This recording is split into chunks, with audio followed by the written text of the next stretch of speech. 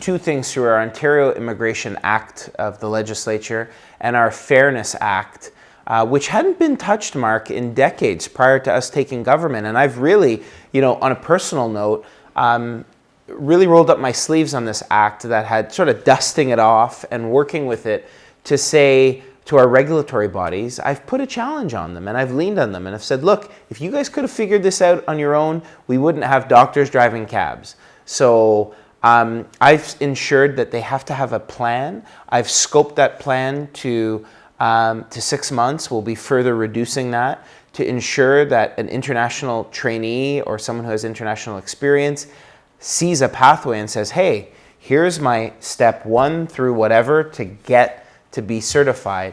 We funded programs that look at internship and clinical matching so that experienced doctors and physicians can take someone under their wing, look at them and say, hey, Mark, you're a good doctor. You need 2 or 3 things. I've assessed your competency. Here you go, and here's how you get there. And we've given the Fairness Commissioner increased tools on those policies. It's a requirement now that every regulatory body submit a pathway. So regulatory bodies before weren't really thinking about them. We force them to think about international trainees and making sure someone's not driving an Uber or a cab, that they actually have a pathway if they so choose.